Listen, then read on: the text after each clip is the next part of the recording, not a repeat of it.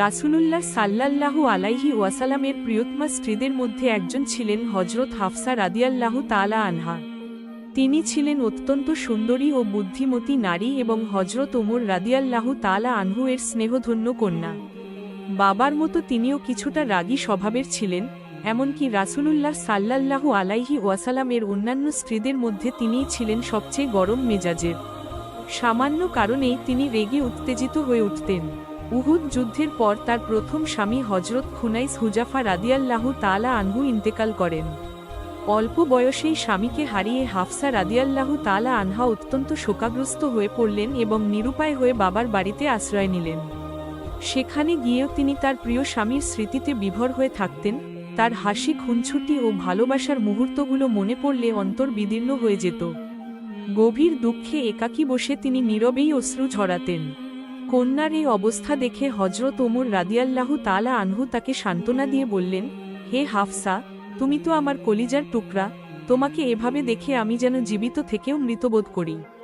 তুমি ধৈর্য ধরো, এটাই আল্লাহর সিদ্ধান্ত এবং সকলকে এটি মেনে নিতে হয়।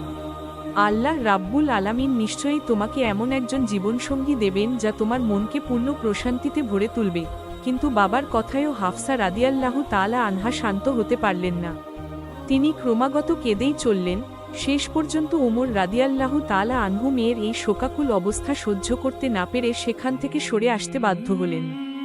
একদিন হযরত ওমর রাদিয়াল্লাহু তাআলা আনহু তার বিধবা মেয়ের জন্য একজন উপযুক্ত পাত্র খুঁজতে বেরিয়ে পড়লেন।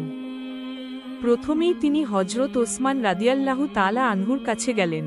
হযরত উসমান রাদিয়াল্লাহু তাআলা আনহু কিছুদিন আগেই তার স্ত্রী রুকাইয়া রাদিয়াল্লাহু তাআলা আনহাকে হারিয়ে একাকী হয়ে পড়েছিলেন। ওমর রাদিয়াল্লাহু তাআলা আনহু তাকে প্রস্তাব দিয়ে বললেন, ভাই ওসমান, আপনি চাইলে আমার মেয়ে হাফসাকে বিবাহ করতে পারেন। ওসমান রাদিয়াল্লাহু তাআলা আনহু বললেন, আচ্ছা, আপনার এই প্রস্তাবটি আমি ভেবে দেখব। কয়েকদিন পর রাস্তায় তাদের আবারও দেখা হলো। তখন উসমান রাদিয়াল্লাহু তাআলা আনহু ওমর রাদিয়াল্লাহু তাআলা আনহুকে জানিয়ে দিলেন যে তিনি এই বিবাহ করবেন না। এতে হযরত ওমর রাদিয়াল্লাহু তাআলা আনহু খুবই হতাশ হয়ে পড়লেন। অতঃপর তিনি হযরত আবু বকর সিদ্দিক রাদিয়াল্লাহু তাআলা আনহুর কাছে গেলেন এবং তার কাছে গিয়ে বিনম্রভাবে প্রস্তাব করলেন, আপনি চাইলে আমার মেয়ে হাফসার সঙ্গে বিবাহ বন্ধনে আবদ্ধ হতে পারেন। তবে আবু বকর রাদিয়াল্লাহু তাআলা আনহু কোন উত্তরই দিলেন না। এভাবে পরপর দুজন কাছের বন্ধুর কাছ থেকে প্রত্যাখ্যাত হয়ে ওমর রাদিয়াল্লাহু তাআলা আনহু মন খারাপ করে বাড়ি ফিরে এলেন এবং আল্লাহ তাআলার কাছে দুঃখ প্রকাশ করে বললেন, হে আল্লাহ, কি হচ্ছে আমার সাথে? কেন আমার প্রিয় বন্ধুরা আমার মেয়েকে বিয়ে করতে আগ্রহ দেখাচ্ছে না? তিনি কন্যার দুঃখে ভারাক্রান্ত হয়ে বললেন, হে আমার মেয়ে, কেন কেউ তোমার জন্য আগ্রহ দেখাচ্ছে না? কেন সবাই তোমার থেকে মুখ ফিরিয়ে নিচ্ছে? ওমর রাদিয়াল্লাহু তাআলা আনহু যখন এসব কথা বলছিলেন তখনই হঠাৎ করে অদৃশ্য থেকে একটি আওয়াজ এলো।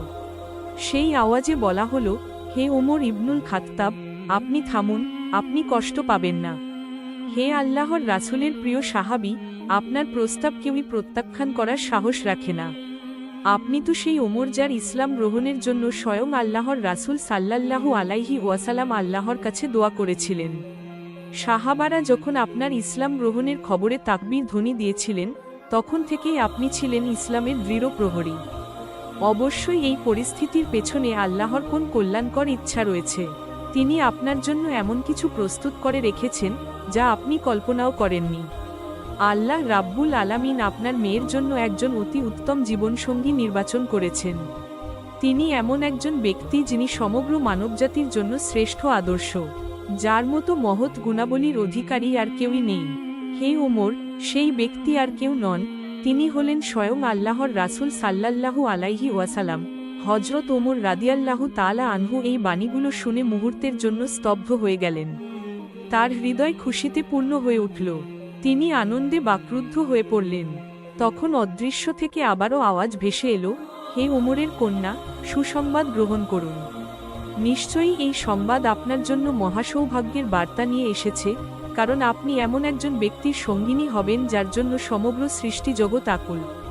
আপনি এমন এক মহান ব্যক্তির প্রিয়তম স্ত্রী হতে চাচ্ছেন যিনি সমগ্র উম্মতের আস্থা ও ভালোবাসার কেন্দ্রবিন্দু। আল্লাহ রাব্বুল আলামিন আপনাকে এমন একজনের সাথে যুক্ত করতে চাচ্ছেন যিনি সকলের মাঝে শ্রেষ্ঠতম। তিনি স্বয়ং আল্লাহর প্রিয় নবী, রাসূল সাল্লাল্লাহু আলাইহি ওয়াসাল্লাম। পরদিন উমর রাদিয়াল্লাহু তাআলা আনহু রাসূলুল্লাহ সাল্লাল্লাহু আলাইহি ওয়াসাল্লামের কাছে উপস্থিত হয়ে নিজের কষ্টের কথা জানালেন। তিনি বললেন, হে আল্লাহর রাসূল, আমি আমার বিধবা মেয়ে হাফসার জন্য ওসমান ও আবু বক্করের কাছে প্রস্তাব পাঠিয়েছিলাম, কিন্তু তারা দুজনেই তা ফিরিয়ে দিয়েছেন। এতে আমি খুবই ব্যথিত হয়েছি। সবকিছু শোনার পর রাসূলুল্লাহ সাল্লাল্লাহু আলাইহি ওয়াসাল্লাম ওমরকে সান্ত্বনা দিয়ে বললেন, হে ওমর, আমি কি তোমাকে এমন এক সুসংবাদ দিব যা ওসমানের চেয়ে উত্তম হবে, আর ওসমানের জন্য হবে তা তোমার চেয়ে উত্তম? ওমর রাদিয়াল্লাহু তাআলা আনহু তখন বললেন, ইয়া রাসূলাল্লাহ, অবশ্যই বলুন।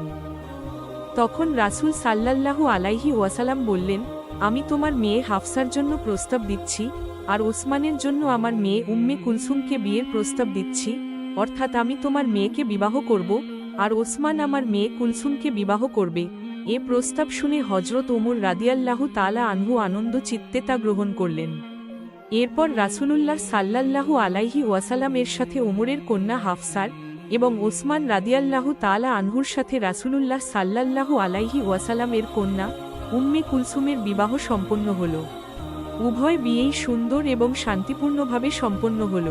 কিছুদিন পরে একদিন হযরত ওমর রাদিয়াল্লাহু তাআলা আনহুর সাথে আবু বকর রাদিয়াল্লাহু তাআলা আনহু এর দেখা হল। কুশল বিনিময়ের পর আবু বকর রাদিয়াল্লাহু তাআলা আনহু বললেন, ভাই ওমর, সেদিন আপনার প্রস্তাবে কোন সাড়া না দেওয়ায় হয়তো আপনি কষ্ট পেয়েছিলেন।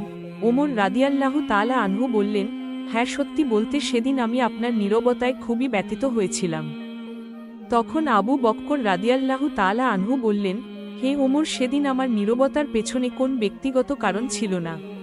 আসলে আমি একদিন আল্লাহর রাসূল সাল্লাল্লাহু আলাইহি ওয়াসাল্লামকে হাফসার বিয়ের প্রসঙ্গে আলোচনা করতে শুনেছিলাম।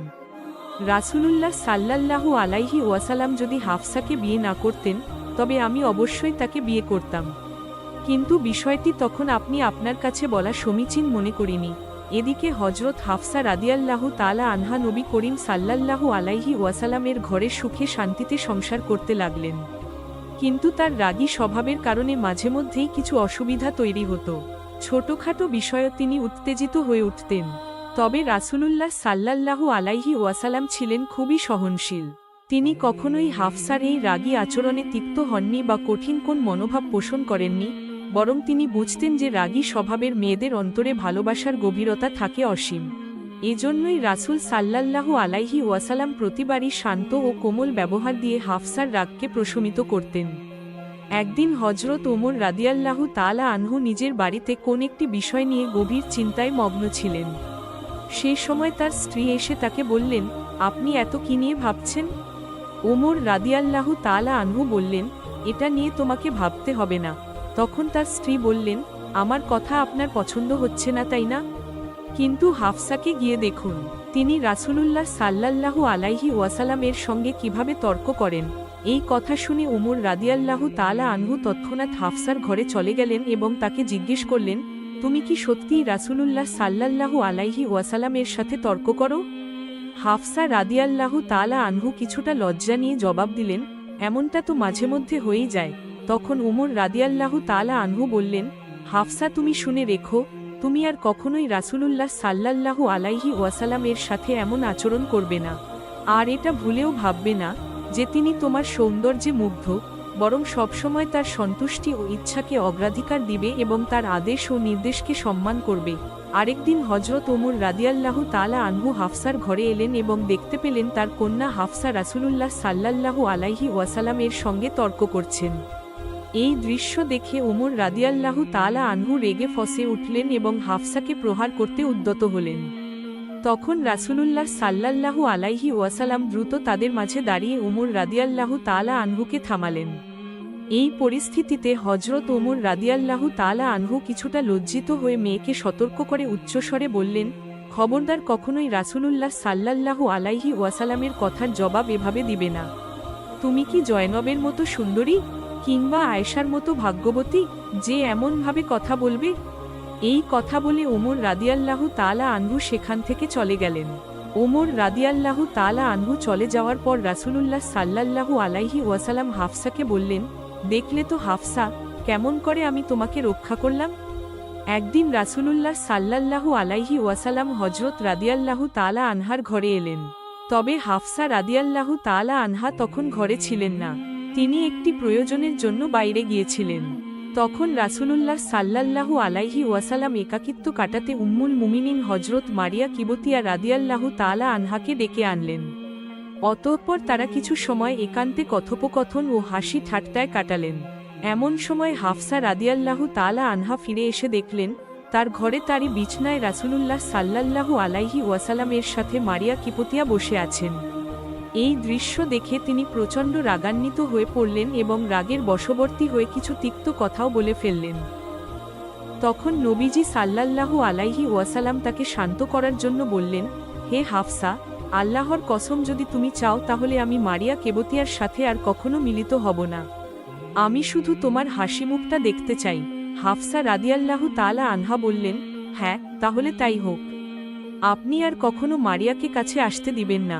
তখন নবী করিম সাল্লাল্লাহু আলাইহি ওয়াসাল্লাম বললেন, হে হাফসা, একটি কথা মনে রেখো, এই চুক্তির ব্যাপারটা যেন তুমি আর আমি ব্যতীত আর কেউই না জানে। কিন্তু কথাই আছে, নারীদের জন্য গোপন কথা পেটে রাখা খুবই কঠিন। এজন্যই কিছুদিন পরেই হাফসা রাদিয়াল্লাহু তাআলা আনহা এই কথা মা আয়েশা রাদিয়াল্লাহু তাআলা আনহার নিকট প্রকাশ করে ফেললেন। এদিকে হযরত জিবরাইল আলাইহিস সালাম নবী করিম সাল্লাল্লাহু আলাইহি ওয়াসাল্লামের কাছে তাহরিমের আয়াত নিয়ে অবতীর্ণ হলেন এবং বললেন, হে নবী, আল্লাহ রাব্বুল আলামিন আপনার জন্য যা হালাল করেছেন আপনি স্ত্রীদের খুশির জন্য কেন তা হারাম করছেন? আল্লাহ তাআলা আপনার এই কসম থেকে অব্যাহতি প্রদান করেছেন এবং আপনার ত্রুটি ক্ষমা করে দিয়েছেন, কেননা তিনি ক্ষমাশীল এবং পরম দয়ালু এবং আল্লাহ তাআলা কসম থেকে মুক্তি লাভের উপায়ও নির্ধারণ করে দিয়েছেন। যে বিষয়টি আপনার স্ত্রী হাফসাকে আপনি গোপন রাখতে বলেছিলেন সেটা তিনি গোপন রাখতে পারেননি, তিনি তা প্রকাশ করে দিয়েছেন। ওহী নাজিল হওয়ার পরে নবী করিম সাল্লাল্লাহু আলাইহি ওয়াসাল্লাম হযরত হাফসা রাদিয়াল্লাহু তাআলা আনহার কাছে গেলেন এবং বললেন, আমি তোমাকে একটি সামান্য বিষয় গোপন রাখতে বলেছিলাম, কিন্তু তুমি স্ত্রী হিসেবে সেটাও গোপন রাখতে পারোনি। আমি তোমার কাছে এমনটা আশা করিনি। হাফসা রাদিয়াল্লাহু তাআলা আনহা বিস্মিত হয়ে বললেন, এই কথা আপনাকে কে জানিয়েছে? রাসূলুল্লাহ সাল্লাল্লাহু আলাইহি ওয়াসাল্লাম বললেন, যিনি সবকিছু জানেন, যিনি সকল কিছু সম্পর্কে জ্ঞাত, তিনি আমাকে জানিয়েছেন। যদি তুমি এবং আয়েশা আল্লাহর কাছে তওবা করো তবে সেটাই হবে তোমাদের জন্য কল্যাণকর, কেননা তোমাদের অন্তর নবীর ইচ্ছার বিপরীত দিকে ঝুঁকেছে। আর যদি নবীর বিরুদ্ধে একে অপরকে সমর্থন দাও তবে জেনে রেখো নবীর বন্ধু স্বয়ং আল্লাহ। জিবরাইল আলাইহিস সালাম এবং সৎকর্মশীল মুমিনগণ এবং ফেরেশতারাও তার সাহায্যকারী। এরপর রাসূলুল্লাহ সাল্লাল্লাহু আলাইহি ওয়াসাল্লাম কসমের কাফফারা আদায় করলেন এবং হযরত মারিয়া কিবতিয়া রাদিয়াল্লাহু তাআলা আনহার সাথে পূর্বের সম্পর্ক পুনরুত্থাপন করলেন। একদিন আসরের নামাজের পরে নবী করিম সাল্লাল্লাহু আলাইহি ওয়াসাল্লাম হযরত জয়নব রাদিয়াল্লাহু তাআলা আনহার ঘরে একটু বেশি সময় অবস্থান করলেন। মা আয়েশা রাদিয়াল্লাহু তাআলা আনহা লক্ষ্য করলেন যে নবীজি আজ অনেক বেশি দেরি করছেন। বিষয়টি তিনি সহজভাবে নিতে পারলেন না এবং তিনি খানিকটা ঈর্ষান্বিত হয়ে উঠলেন। অতঃপর তিনি কারণ জানার জন্য একজন গুপ্তচরকে পাঠালেন। কিছুক্ষণ পর সেই গুপ্তচর এসে তাকে জানালো কোন এক মহিলা হাদিয়া হিসেবে কিছু মধু জয়নবের কাছে পাঠিয়েছিলেন, আর জয়নব এই মধু নবীজিকে পান করতে দিয়েছেন, তাই তিনি সেখানে কিছুটা সময় কাটিয়েছিলেন। এই খবর পেয়ে মা আয়েশা রাদিয়াল্লাহু তাআলা আনহার মনে একটি পরিকল্পনা এলো। তিনি হযরত হাফসা রাদিয়াল্লাহু তাআলা আনহার সাথে বিষয়টি নিয়ে আলোচনা করলেন। মা আয়েশা বললেন, হে হাফসা, বেশ কয়েকদিন ধরে লক্ষ্য করছি যে আল্লাহর রাসূল প্রতিদিন আসরের পর আমাদের সবার সঙ্গে সাক্ষাৎ করেন, কিন্তু জয়নবকে দেখা যাচ্ছে যে সে প্রতিদিনই নবীজিকে মধু খাওয়াচ্ছে। তখন হাফসা রাদিয়াল্লাহু তাআলা আনহা বললেন, ও আচ্ছা, তাহলে তুমি কি বলতে চাচ্ছ? তখন মা আয়েশা তাকে বললেন, চলো আমরা এমন একটি কৌশল অবলম্বন করি যাতে নবীজি আর জয়নবের বাসায় গিয়ে মধু পান না করেন। তখন হাফসা রাদিয়াল্লাহু তাআলা আনহা বললেন, কিন্তু কিভাবে? আল্লাহর রাসূল তো মধু খুব বেশি পছন্দ করেন, তুমি এমন কি করবে যাতে তিনি আর মধু খেতে চাইবেন না? তখন আয়েশা রাদিয়াল্লাহু তাআলা আনহা তাকে একটি কৌশল শিখিয়ে দিলেন। তিনি বললেন, যখন নবী করিম সাল্লাল্লাহু আলাইহি ওয়াসাল্লাম তোমার কাছে আসবেন তুমি বলবে, আপনার মুখ থেকে তো মাগফিরের গন্ধ আসছে, এই একটি কথাই যথেষ্ট হবে, তোমাকে আর কিছুই করতে হবে না। পরদিন নবী করিম সাল্লাল্লাহু আলাইহি ওয়াসাল্লাম জয়নব রাদিয়াল্লাহু তাআলা আনহার ঘরে মধুপান করে সাফিয়া রাদিয়াল্লাহু তাআলা আনহার ঘরে উপস্থিত হলেন।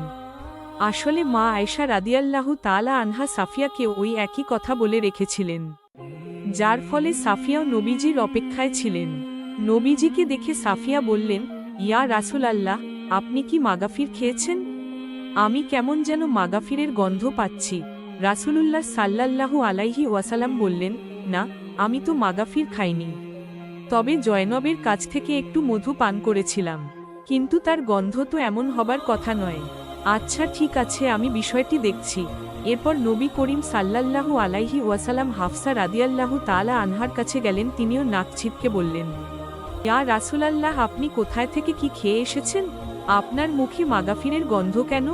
আসলে মাগাফির এক ধরনের নেশা জাতীয় ফল ছিল, তাই নবীজির মনে হলো হয়তো তিনি মাগাফির ফুলের মধু পান করেছেন। তখন তিনি বললেন, আমার জন্য এখন থেকে মধুপান নিষিদ্ধ, আমি আর কখনো মধুপান করব না। এরপর নবী করিম সাল্লাল্লাহু আলাইহি ওয়াসাল্লাম হাফসাকে বললেন, আমার জন্য মধুপান নিষিদ্ধ করার বিষয়টি তুমি কারো কাছে প্রকাশ করবে না, কারণ জয়নব এ কথা জানলে প্রচণ্ড কষ্ট পাবেন। তবে হাফসা রাদিয়াল্লাহু তাআলা আনহা এই নির্দেশ মানতে পারেননি এবং তিনি আয়েশা রাদিয়াল্লাহু তাআলা আনহার কাছে তা প্রকাশ করে দিলেন। তখন আল্লাহ তাআলা জিবরাইল আলাইহিস সালামের মাধ্যমে তাহরিমের আয়াত নাজিল করে নবীজিকে পুরো ঘটনাটি জানিয়ে দিলেন। এই ঘটনায় হাফসার আচরণে নবী করিম সাল্লাল্লাহু আলাইহি ওয়াসাল্লাম গভীরভাবে আঘাত পেলেন এবং এর জেরে তিনি হাফসাকে এক তালাক দিয়ে দিলেন। তালাকের সংবাদে হাফসা রাদিয়াল্লাহু তাআলা আনহা দুঃখে ভারাক্রান্ত হয়ে মাটিতে বসে পড়লেন। তিনি কি করবেন তা তিনি বুঝতে পারছিলেন না। অন্যদিকে যখন হযরত ওমর রাদিয়াল্লাহু তাআলা আনহু তার মেয়ের তালাকের খবর পেলেন, তখনই তিনি শোকাহত হয়ে বললেন, হায়, ওমরের বংশে এমনটি ঘটল! আল্লাহ কি ওমর ও তার মেয়ের পরিণতির কথা ভাবলেন না? এরপর ওমর রাদিয়াল্লাহু তাআলা আনহা তৎক্ষণাৎ মেয়ের বাড়িতে চলে আসলেন। হাফসার মলিন চেহারা দেখে তিনি কিছুক্ষণ তার পাশে নীরবে বসে থাকলেন। কন্যাকে তিনি কিভাবে সান্ত্বনা দিবেন তা তিনি বুঝে উঠতে পারছিলেন না। অবশেষে তিনি মেয়েকে আশ্বাস দিয়ে বললেন, শোনো হাফসা, যদি আল্লাহ পাক আলামিন আমাদের বংশের জন্য কল্যাণ নির্ধারণ করে থাকেন, তবে আল্লাহর রাসূল সাল্লাল্লাহু আলাইহি ওয়াসাল্লাম তোমাকে চূড়ান্তভাবে তালাক দিবেন না। ওমর রাদিয়াল্লাহু তাআলা আনহার এই কথায় হাফসার মন কিছুটা শান্ত হল, আর তিনি আবার আশার আলো খুঁজে পেলেন।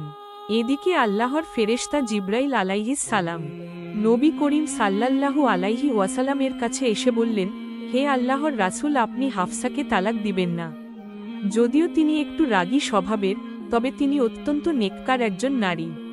তিনি অধিক রোজা পালন করেন এবং জেগে আল্লাহর ইবাদত করেন। এমনকি জান্নাতেও তিনি আপনার সঙ্গিনী হবেন। এই সুপারিশে সাড়া দিয়ে নবী করিম সাল্লাল্লাহু আলাইহি ওয়াসাল্লাম আবারও হাফসাকে স্ত্রী হিসেবে গ্রহণ করলেন। কতই না ভাগ্যবতী ছিলেন হাফসা রাদিয়াল্লাহু তাআলা আনহা, যিনি এমন এক সম্মান পেলেন যে স্বয়ং আল্লাহর নির্দেশে জিবরাইল আলাইহিস সালাম তার জন্য দুনিয়াতে এসে সুপারিশ করেছিলেন। একদিন হযরত হাফসা রাদিয়াল্লাহু তাআলা আনহা ও নবীজির অন্যান্য স্ত্রীগণ একত্র হয়ে নবীজির কাছে আবেদন জানালেন, হে আল্লাহর রাসূল, আল্লাহ তাআলা এখন আপনাকে গনিমতের মাল দিয়েছেন, সুতরাং আমাদের খোরপোশ কিছুটা বাড়িয়ে দিন। নবী করিম সাল্লাল্লাহু আলাইহি ওয়াসাল্লাম তাদের এই অনুরোধ শুনে খুবই ব্যথিত হলেন, কারণ তিনি কল্পনাও করতে পারেননি যে তার স্ত্রীরা বিলাসী জীবনযাপন করতে চাইবে। তাই তিনি এক মাস তার স্ত্রীগণের সঙ্গ থেকে দূরে থাকার সিদ্ধান্ত নিলেন এবং আলাদা একটি ঘরে একাকী বসবাস করতে শুরু করলেন। এদিকে মুনাফিকেরা মানুষদের মধ্যে গুজব ছড়িয়ে দিল যে রাসূলুল্লাহ সাল্লাল্লাহু আলাইহি ওয়াসাল্লাম তার সব স্ত্রীকে তালাক দিয়েছেন। এই শুনে হযরত ওমর রাদিয়াল্লাহু তাআলা আনহু দৌড়ে নবীজির কাছে আসলেন এবং বললেন, হে আল্লাহর হাবিব, আপনি কি আপনার স্ত্রীদেরকে তালাক দিয়েছেন? নবী করিম সাল্লাল্লাহু আলাইহি ওয়াসাল্লাম উত্তর দিলেন, না, আমি তাদেরকে তালাক দিইনি, তবে তাদেরকে এই অধিকার দিয়েছি যে তারা চাইলে চলে যেতে পারে। এই কথা শোনার পর ওমর রাদিয়াল্লাহু তাআলা আনহু মসজিদে গিয়ে সকল মুসলমানদের উদ্দেশ্যে ঘোষণা করলেন, আপনারা সকলেই জেনে রাখুন, আল্লাহর রাসূল সাল্লাল্লাহু আলাইহি ওয়াসাল্লাম তার স্ত্রীদেরকে তালাক দেননি। এই খবর শুনে সকল মুসলিমদের মনে স্বস্তি ফিরে এলো। এদিকে খোরপোশের দাবির ব্যাপারে নবীজির সাথে হাফসার কিছুটা মনোমালিন্য তৈরি হলো। নবী করিম সাল্লাল্লাহু আলাইহি ওয়াসাল্লাম হাফসা রাদিয়াল্লাহু তাআলা আনহাকে বললেন, আচ্ছা, তাহলে আমার এবং তোমার মাঝে সমাধানের জন্য অপর একজনকে ডাকো। হাফসা বললেন, হ্যাঁ ঠিক আছে, কাউকে ডাকুন। তখন নবীজি বললেন, তাহলে তোমার বাবাকেই আসতে বলো। অতঃপর হাফসা রাদিয়াল্লাহু তাআলা আনহা বাবার নিকট সংবাদ পাঠালেন। এই সংবাদ পেয়ে ওমর রাদিয়াল্লাহু তাআলা আনহু দ্রুত সেখানে পৌঁছালেন। নবী করিম সাল্লাল্লাহু আলাইহি ওয়াসাল্লাম বললেন, হাফসা, তোমার যা বলার আছে তোমার বাবাকে বলো। হাফসা রাগান্বিত হয়ে জবাব দিলেন, হে আল্লাহর রাসূল, আপনিই বলুন, আপনি তো সবসময় সত্য বলেন। এই কথা শুনে ওমর রাদিয়াল্লাহু তাআলা আনহু তীব্র ক্রোধে মেয়েকে একটি চর বসিয়ে দিলেন। নবী করিম সাল্লাল্লাহু আলাইহি ওয়াসাল্লাম তাকে শান্ত করে বললেন, ওমর, যথেষ্ট হয়েছে, এবার থামো। তবে ওমরের রাগ এত সহজে কম ছিল না। তিনি মেয়েকে বললেন, ওরে আল্লাহর শত্রু, নবীজি সর্বদাই সত্য বলেন। ওই সত্তার কসম, যিনি তাকে সত্য নবী হিসেবে প্রেরণ করেছেন, রাসূলুল্লাহ সাল্লাল্লাহু আলাইহি ওয়াসাল্লাম না থাকলে আজ আমি তোমাকে মেরাই ফেলতাম। এরপর হাফসা সহ নবীজির সকল স্ত্রী নবী করিম সাল্লাল্লাহু আলাইহি ওয়াসাল্লামের কাছে এসে বিনম্রভাবে ক্ষমা প্রার্থনা করলেন। তাদের কেউই নবীজিকে ছেড়ে যেতে ইচ্ছুক ছিলেন না। তাদের আন্তরিক অনুতাপ ও ভালোবাসা দেখে নবী করিম সাল্লাল্লাহু আলাইহি ওয়াসাল্লাম স্নেহ ভরে তাদের ক্ষমা করে দিলেন এবং সবাইকে পুনরায় আপন করে নিলেন। একবার রাসূলুল্লাহ সাল্লাল্লাহু আলাইহি ওয়াসাল্লাম উম্মুল মুমিনিন হযরত সাফিয়া রাদিয়াল্লাহু তাআলা আনহার ঘরে প্রবেশ করে দেখলেন তিনি অঝরে কাঁদছেন। নবীজি তাকে জিজ্ঞেস করলেন, হে সাফিয়া, তুমি কাঁদছ কেন? সাফিয়া বললেন, ইয়া রাসূলাল্লাহ, হাফসা আমাকে ইহুদির মেয়ে বলে গালি দিয়েছে। এই কথা শুনে নবী করিম সাল্লাল্লাহু আলাইহি ওয়াসাল্লাম হাফসাকে ডেকে বললেন, হে হাফসা, তুমি আল্লাহকে ভয় করো। তারপর সাফিয়ার দিকে ফিরে নবীজি তাকে আশ্বস্ত করে বললেন, তুমি তো নবী হারুনের বংশধর, তিনিই তোমার পূর্বপিতা। নবী মুসা আলাইহিস সালাম তোমার পিতৃব্য, আর তুমি একজন নবীর স্ত্রী। এবার বলতো হাফসা তোমার চেয়ে কিভাবে শ্রেষ্ঠ? এই কথায় সাফিয়া রাদিয়াল্লাহু তাআলা আনহা খুশি হয়ে গেলেন। যাই হোক, উম্মতের এই জননী হযরত হাফসা রাদিয়াল্লাহু তাআলা আনহা মুসলিমদের অনেক সংকটময় সময়ে গুরুত্বপূর্ণ পরামর্শ দিয়ে সহায়তা করেছিলেন। অবশেষে ৪৫ হিজরির শাবান মাসে ৬৩ বছর বয়সে তিনি দুনিয়ার মায়া ত্যাগ করে চিরতরে আল্লাহর সান্নিধ্যে চলে গেলেন। একদা এক রাতে আল্লাহ রাব্বুল আলামিন ফেরেশতাদেরকে আদেশ করলেন, হে আমার ফেরেশতারা, আজকে রাতে তোমরা আমার তাসবিহ পড়া বন্ধ করে দাও, আমার হামদ পড়া বন্ধ করো। আজকে রাত আমার বাধ্যতা ত্যাগ করো। আজকে রাতে জান্নাতুল ফেরদাউসকে পোশাক ও অলংকার দ্বারা সুসজ্জিত করো। হে জিবরাইল, আমার এই বার্তাটি মিকাইলকে শুনিয়ে দাও, সে যেন রিজিকের চাবিকে নিজের হাত থেকে নামিয়ে দেয়। হে জিবরাইল, তুমি ইসরাফিলকে বলে দাও, সে যেন কিছু সময়ের জন্য তার কাছ থেকে বিরত থাকে। তুমি আজরাইলকেও বলে দাও, সে যেন একটু সময়ের জন্য রূহকে কবজ করা থেকে হাত উঠিয়ে নেয়। জান্নাতের ফেরেশতা রেজওয়ানকে বলে দাও, জান্নাতকে সুসজ্জিত করতে। জাহান্নামের ফেরেশতা মালিককে বলে দাও, সে যেন দুজকের দরজায় তালা লাগিয়ে দেয়। উন্মুক্ত রূহ যেগুলো বিচরণ করছে তাদেরকে বলে দাও, রাস্তা থেকে যেন সরে দাঁড়ায়। আর তারা যেন সকলে জান্নাতের মহলের ছাদের উপর দাঁড়িয়ে থাকে। জান্নাতের ছাদের উপর এমনভাবে দাঁড়িয়ে যাও যাতে করে এটি বোঝা যায় যে তোমরা রাব্বে কারিমের হাবিবের জন্য অপেক্ষা করছো। সুবহানাল্লাহ। মাশরিক থেকে মাগরিব পর্যন্ত যতগুলো কবর আছে তাদের কবর থেকে সাময়িক সময়ের জন্য আযাব তুলে নাও। আজকের রাত শবে মেরাজ, আমার মাহবুব মুহাম্মদ মুস্তাফা সাল্লাল্লাহু আলাইহি ওয়াসাল্লামকে স্বাগত জানানোর জন্য তৈরি হয়ে যাও। রাব্বে ইলাহির হুকুমে চোখের পলকে সবকিছু পরিবর্তন হয়ে যায়। অতঃপর আল্লাহ সুবহানাহু ওয়া তাআলা জিবরাইল আলাইহি ওয়াসাল্লামকে পুনরায় হুকুম করলেন, ওহে জিবরাইল, তোমার সাথে করে ৭০,০০০ ফেরেশতা নিয়ে যাও। আল্লাহ পাকের হুকুম শোনা মাত্র জিবরাইল আলাইহি ওয়াসাল্লাম জান্নাতে চলে গেলেন এবং সেখানে তিনি একটি বাহনের ব্যবস্থা করলেন, যে বাহন আজ পর্যন্ত না তো কোনো শাহিনশের ভাগ্যে জুটেছে আর না তো কেউ ওই বাহনের বিষয়ে কোনোদিন চিন্তা করেছে। এটা এমন এক বাহন যা কোনো মানব চক্ষু কোনোদিন দেখেনি, কেউ এই বাহনের সম্পর্কে চিন্তাও করতে পারেনি। আর সে বাহনের নাম হলো বোরাক। এটা এমন এক বাহন যা সম্পর্কে কেউ নবী করিম সাল্লাল্লাহু আলাইহি ওয়াসাল্লামের কোনো ধারণা ছিল না, এমনকি তিনি এমন কোনো বাহনে ইতিপূর্বে আরোহণও করেননি। মাহে রজবের ২৭শে রাত, আকাশ সম্পূর্ণ পরিষ্কার বাতাসের এক অদ্ভুত পরিবেশে ছিল। চারপাশে শোভরান রাত তার নিজের ইচ্ছেমতো গন্তব্যস্থল অতিক্রম করে চলছে। নক্ষত্ররা নিজেদের ইচ্ছামতো খুশিতে জলমল করছে। সম্পূর্ণ পৃথিবী নিস্তব্ধ, চুপচাপ হয়ে গিয়েছে। আর এমন সময় একটি আসমানে দুনিয়ার দরজা খুলে গেছে। ঠিক সেই সময় হজরত জিব্রাইল আলাইহি ওয়াসালাম তার বিশাল নুরানি ফেরেশতা বাহিনী নিয়ে বোরাক সমেত রাসূলে করিম সাল্লাল্লাহু আলাইহি ওয়াসালামের কাছে উপস্থিত হয়ে কোনো কথা না বলে সোজা দাঁড়িয়ে থাকলেন।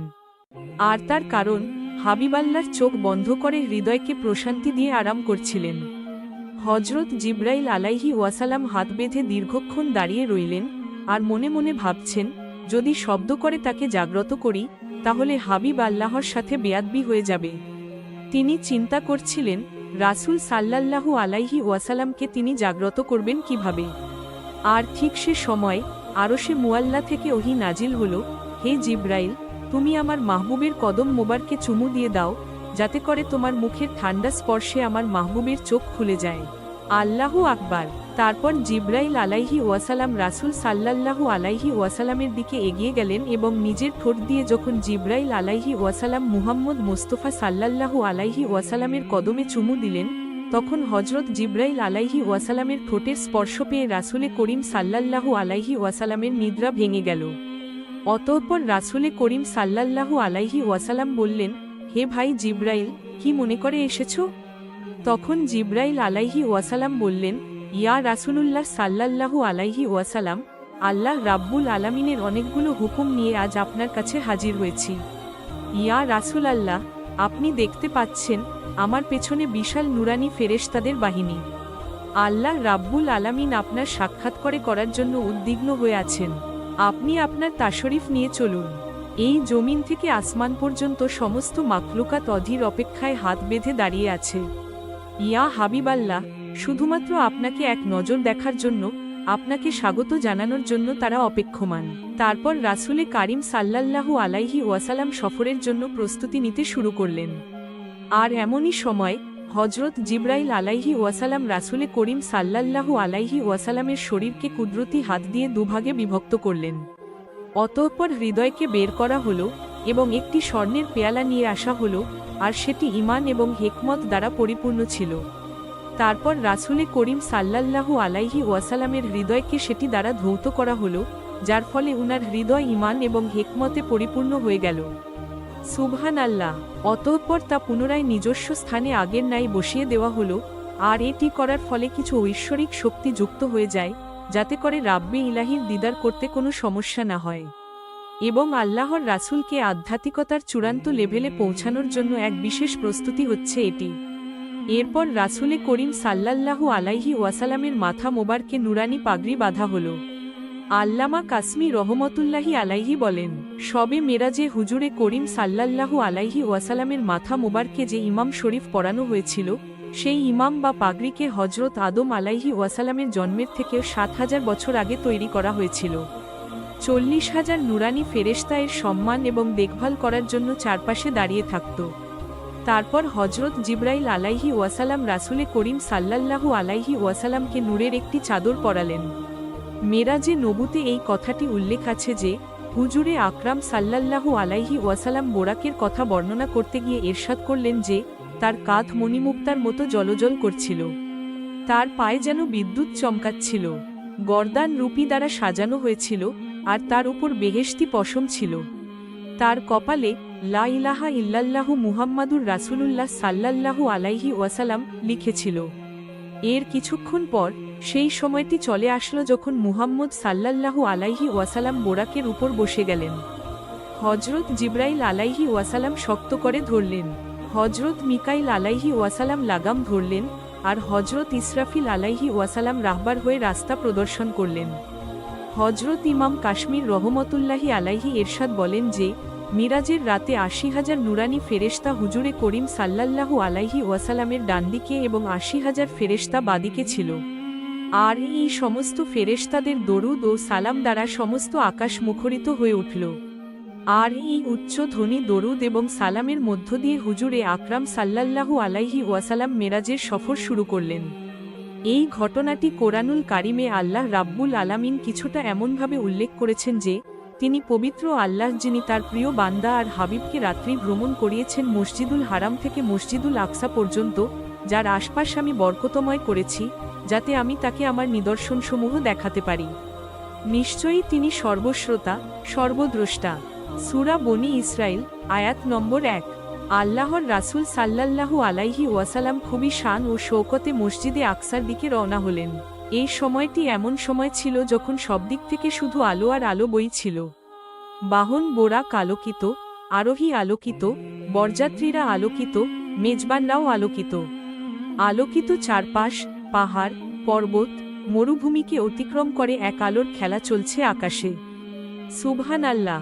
হজরত জিবরাইল আলাইহিস সালাম বলেন, ইয়া রাসূলাল্লাহ, আপনি এখানে নেমে 2 রাকাত নফল নামাজ পড়ে নিন।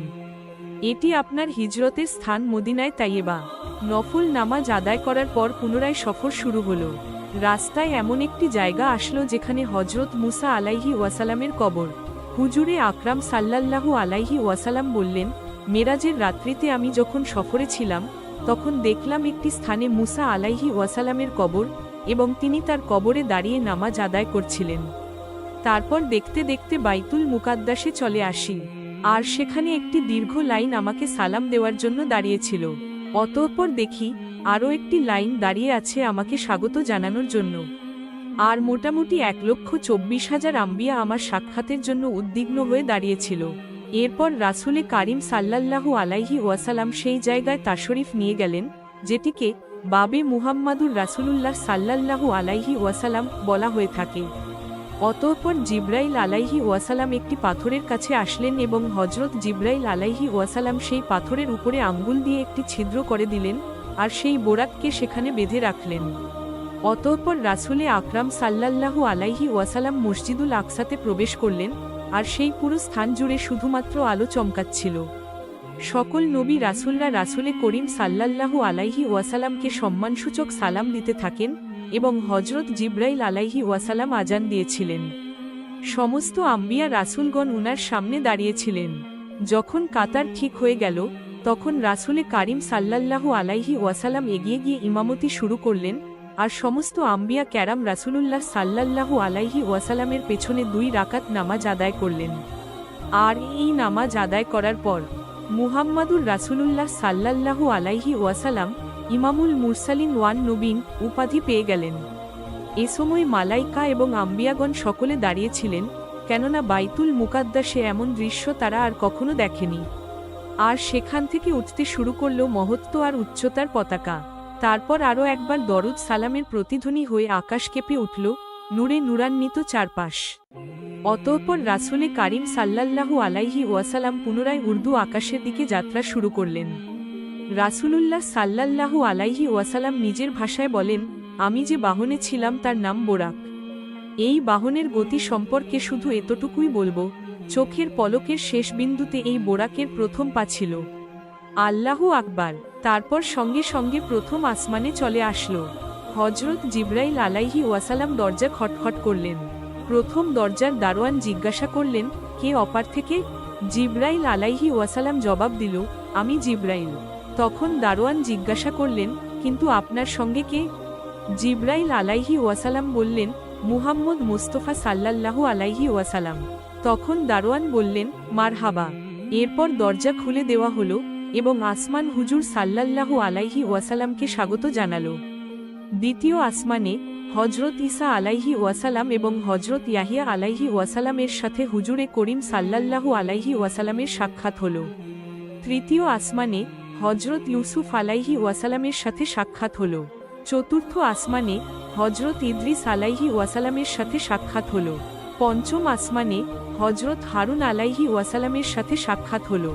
ষষ্ঠ আসমানে হজরত মুসা আলাইহি ওয়াসাল্লাম এবং সপ্তম আসমানে আল্লাহর বন্ধু এবং মুসলিম জাতির পিতা ইব্রাহিম খলিলুল্লাহর সাথে সাক্ষাৎ হলো। আর তিনি মুহাম্মদ সাল্লাল্লাহু আলাইহি ওয়াসাল্লামকে স্বাগত জানালেন। সুবহানাল্লাহ। অপর একটি ঘটনা, একদা মহানবী রাসূল সাল্লাল্লাহু আলাইহি ওয়াসাল্লামের একজন সাহাবী হজরত জাবের রাদিয়াল্লাহু তাআলা আনহু দয়াল নবী সাল্লাল্লাহু আলাইহি ওয়াসাল্লামকে উনার বাড়িতে দাওয়াত করলেন। ফলে নবী করিম সাল্লাল্লাহু আলাইহি ওয়াসাল্লাম সাহাবীর দাওয়াত কবুল করলেন। তাই হজরত জাবের খুশিতে আত্মহারা হয়ে বাড়িতে চলে গেলেন। বাড়িতে গিয়ে স্ত্রীকে খুশির খবরটা দিলেন আর মেহমানদারির জন্য প্রস্তুতি নিতে লাগলেন এবং তিনি বড় ছেলে আব্দুল্লাহকে নিয়ে খাসি জবাই করলেন। অতঃপর যখন হজরত জাবের অন্য কোনো কাজের জন্য ঘর থেকে বাহিরে চলে গেলেন তখন হজরত জাবেরের ছোট ছেলে ঘুম থেকে উঠে খাসি তালাশ করতে লাগল। তখন বড় ভাই তাকে বলে যে খাসিটিকে জবাই করা হয়েছে। ফলে ছোট ভাই বায়না ধরল যে খাসি কিভাবে জবাই করে আমাকে তা দেখাও। ফলে অকথ্য বড় ভাই চুরি হাতে করে ঘরের পেছনে গিয়ে বলল, এখানে খাসিটি জবাই করা হয়েছে। ছোট ভাই জানতে চাইল কিভাবে জবাই করা হয়েছে। বর্ণনা করে বুঝাতে না পেরে অবশেষে বড় ভাই বলল, তাহলে তুমি মাটিতে শুয়ে পড়ো, আমি তোমাকে দেখাই। ছোট ভাই মাটিতে শুয়ে পড়ল। বড় ভাই তার গলায় ছুরি ছড়িয়ে জবাই করার নমুনা দেখাতে গিয়ে ছোট ভাইকে সত্যিই সত্যিই জবাই করে ফেলল। বড় ভাই যখন দেখল ছোট ভাইয়ের গলা থেকে রক্ত গড়িয়ে পড়ছে, সে চটপট করতে করতে একসময় নিস্তেজ হয়ে গেছে। তখন সে বুঝল ব্যাপারটি আসলে কি ঘটেছে। আতঙ্কিত হয়ে সে নিকটবর্তী এক খেজুর গাছের চূড়ায় উঠে আত্মগোপন করে রইল। এদিকে হজরত জাবের পুত্রের খুঁজে বাড়ির পেছনে এসে ছোট ছেলের অবস্থা দেখে থমকে গেলেন। অতঃপর তাকে বুকে করে স্ত্রীর কাছে গিয়ে বললেন, তাড়াতাড়ি একটি কম্বল নিয়ে এসো, বাচ্চাটিকে শুয়ে দেই। ছেলের এই অবস্থা দেখে মা চিৎকার করে কাঁদতে লাগলেন। তখন হজরত জাবের সান্ত্বনা দিয়ে বললেন, আজ আমাদের সুখ প্রকাশের দিন না, আমাদের দুঃখ দেখলে নবীজিও দুঃখিত হবেন। অতএব ধৈর্য ধারণ করো, কষ্ট হলেও মুখে হাসি ফুটিয়ে তোলো। তারপর তারা দুজনে মিলে ছোট ছেলেকে কম্বল মুড়ে রান্নাঘরের পেছনে রেখে আসলেন। স্ত্রী রান্নার কাজে মন দিলেন। হজরত জাবের বের হলেন। বড় পুত্র আব্দুল্লাহকে খুঁজে বাড়ির পেছনে গিয়ে ছেলের নাম ধরে জোরে ডাক দিলেন। গাছের উপরে আত্মগোপন করে বড় ছেলে সব ঘটনা প্রত্যক্ষ করছিল আর ভয় কাঁপছিল। পিতার ডাক শুনে সে ভাবল, এখন পালাতে না পারলে আব্বার হাতে ধরা পড়তে হবে। ধরা পড়লে আর রক্ষা থাকবে না। তাই পালানোর উদ্দেশ্যে গাছ থেকে লাফিয়ে পড়ে আঘাতপ্রাপ্ত হয়ে সেও মৃত্যুর কোলে ঢলে পড়ল। পিতা কাছে গিয়ে দেখেন আব্দুল্লাহর দেহে প্রাণের স্পন্দন নেই। তাই বড় ছেলেকে কোলে তুলে তিনি বাড়ির ভেতর প্রবেশ করলেন। স্ত্রীকে ডেকে বললেন আরেকটি কম্বল নিয়ে আসার জন্য। বড় ছেলের এই অবস্থা দেখে দরদি মা পুনরায় আর্তনাদ করে উঠলেন। হজরত জাবের তাকে পুনরায় সান্ত্বনা দিয়ে বললেন, ধৈর্য ধরো, আজ আমাদের দুঃখ প্রকাশ করার দিন না, আজ আমাদের পরম আনন্দের দিন। দয়াল নবীজি অল্প কিছুক্ষণের মধ্যে আমাদের ঘরে তাশরিফ আনবেন। তারপর দুজনে মিলে বড় ছেলের লাশকেও কম্বলে মুড়ে ছোট ছেলের লাশের পাশে রেখে আসলেন। অতঃপর স্বামী স্ত্রী তাদের চোখের পানি মুছে মুখে হাসি ফুটিয়ে তুললেন। হজরত জাবের বাড়ির সামনে দাঁড়িয়ে নবীজির আগমনের অপেক্ষা করতে লাগলেন। অল্পক্ষণের মধ্যে নবীজিকে উটের পিঠে করে আসতে দেখা গেল।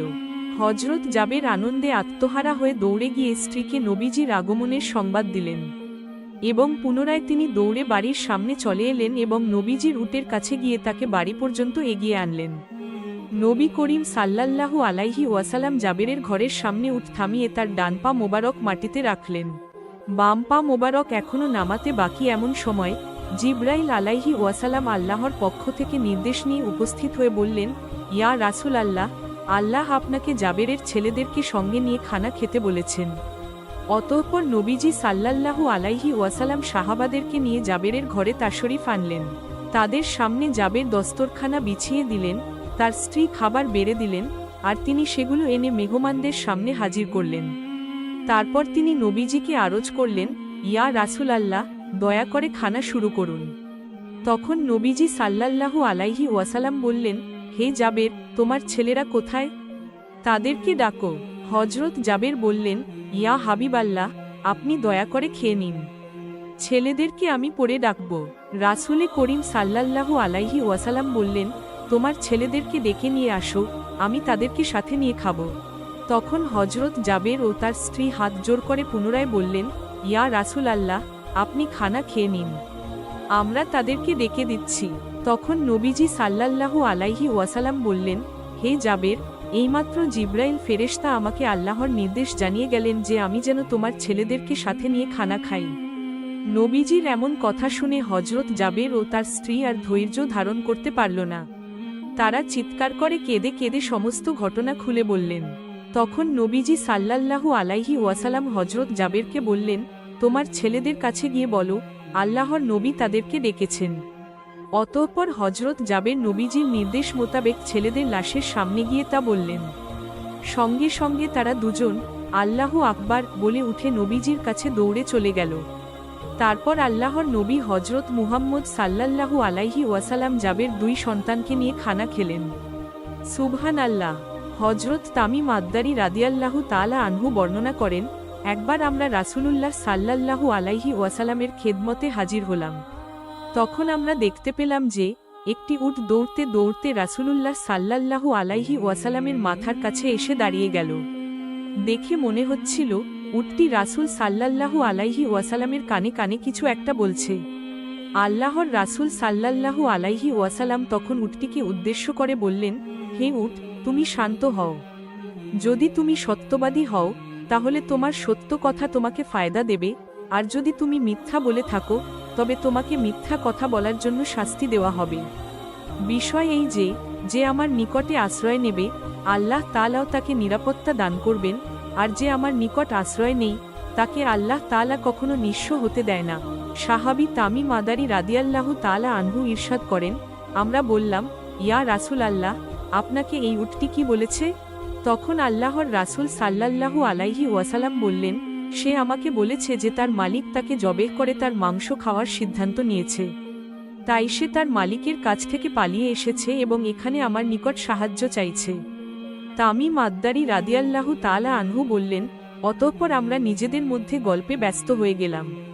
হঠাৎ সে সময় উটের মালিক আমাদের নিকট ছুটে আসলো।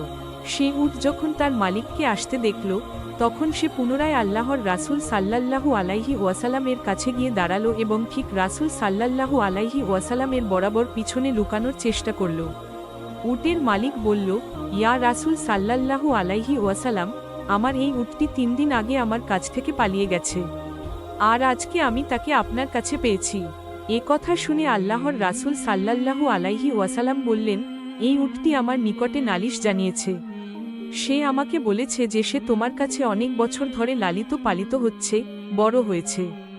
যখন প্রচণ্ড গরমের সময় আসে ঘাস এবং চরণভূমির এলাকায় যেতে, আর যখন শীতের সময় আসতো তখন তুমি তার পিঠে সাওয়ার হয়ে গরম এলাকার দিকে সফর করতে।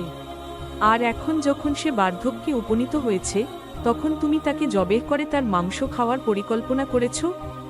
রাসূল সাল্লাল্লাহু আলাইহি ওয়াসাল্লামের মুখে এই কথা শুনে উটের মালিক বলল, ইয়া রাসূলুল্লাহ সাল্লাল্লাহু আলাইহি ওয়াসাল্লাম, ঘটনা ঠিক তেমনই যেমনটা আপনি বর্ণনা করেছেন, কিন্তু প্রশ্ন হলো কিভাবে সে আপনাকে এসব জানালো?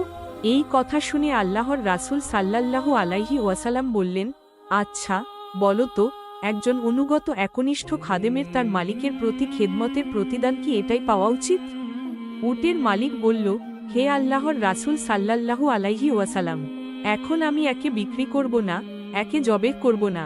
আপনি যা অনুমতি দিবেন আমি তাই করব। এরপর আল্লাহর রাসূল সাল্লাল্লাহু আলাইহি ওয়াসাল্লাম সেই উটের মালিকের কাছ থেকে উটটিকে 100 দিরহামের বিনিময়ে কিনে নিলেন। তারপর তিনি উটটিকে বললেন, হে উট, যাও, এখন থেকে তুমি মুক্ত, আল্লাহ তাআলার দেওয়া রিজিক তালাশ করো। অতঃপর সেই উটটি আল্লাহর রাসূল সাল্লাল্লাহু আলাইহি ওয়াসাল্লামের মাথার কাছে নিজের মুখ এগিয়ে নিয়ে মুখ দিয়ে আওয়াজ করল, যা শুনে আল্লাহর রাসূল সাল্লাল্লাহু আলাইহি ওয়াসাল্লাম বললেন, আমিন, আমিন। এরপর উটটি পুনরায় দোয়া করল। আল্লাহর রাসূল সাল্লাল্লাহু আলাইহি ওয়াসাল্লাম আবারও বললেন, আমিন, আমিন। উটটি পুনরায় দোয়া করল। আল্লাহর রাসূল সাল্লাল্লাহু আলাইহি ওয়াসাল্লাম তৃতীয়বারের মতো বললেন, আমিন, আমিন। কিন্তু উটটি যখন চতুর্থবার একটি শব্দ করল তখন আল্লাহর রাসূল সাল্লাল্লাহু আলাইহি ওয়াসাল্লাম আমিন তো বললেনই না, বরং আবেগপ্রবণ হয়ে কাঁদতে শুরু করলেন এবং বলতে লাগলেন, হায় আমার উম্মত, হায় আমার উম্মত। এমনকি রাসূল সাল্লাল্লাহু আলাইহি ওয়াসাল্লামের চোখ থেকে অশ্রু বের হতে লাগল। সাহাবী তামিম আদ্দারি রাদিয়াল্লাহু তাআলা আনহু বলেন, আমরা জিজ্ঞাসা করলাম, হে আল্লাহর রাসূল, এই উটটি আপনাকে কি বলল?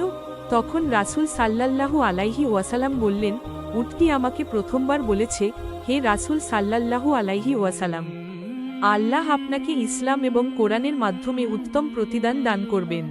আমি বললাম, আমিন। অতঃপর সে আমাকে বলল, আল্লাহ তাআলা যেন কিয়ামতের দিন আপনার উম্মতের অন্তর থেকে সমস্ত ভয়ভীতি এমনভাবে দূর করে দেয় যেমনভাবে আজকে আপনি আমার অন্তর থেকে ভয়কে দূর করে দিয়েছেন। আমি বললাম, আমিন। অতঃপর উটটি আবারও বলল, আল্লাহ তাআলা যেন আপনার উম্মতের রক্তকে শত্রুদের হাত থেকে এমনভাবে হেফাজতে রাখেন যেমন করে আজকে আপনি আমার রক্তকে হেফাজত করেছেন। এরপর আমি বললাম, আল্লাহুম্মা আমিন, আল্লাহ যেন তাই করেন। এরপর চতুর্থবার উটটি বলল, আল্লাহ তাআলা যেন আপনার উম্মতকে নিজেদের মধ্যে ঝগড়া, ফাসাদ, সেনা যুদ্ধবিদ্রোহ সব থেকে হেফাজত করেন। এ কথা শুনে আমিন বলতে যাব, কিন্তু তখনই আল্লাহর তরফ থেকে নির্দেশ আসলো যে এই দোয়াটি কবুল হবে না। আর এই কথা শুনে আমার কান্না পেল, কেননা এই একই দোয়া আমি আমার উম্মতের জন্য আল্লাহর কাছে বহুবার করেছি, কান্নাকাটি করেছি। হে আল্লাহ, আপনি আমার উম্মতদেরকে অভ্যন্তরিত ফিতনা, ঝগড়া, ফাসাদ এসব থেকে রক্ষা করুন। কিন্তু আল্লাহ তাআলা আমার প্রথম 3টি দোয়া কবুল করলেও সেই 2টি দোয়া কবুল করেননি।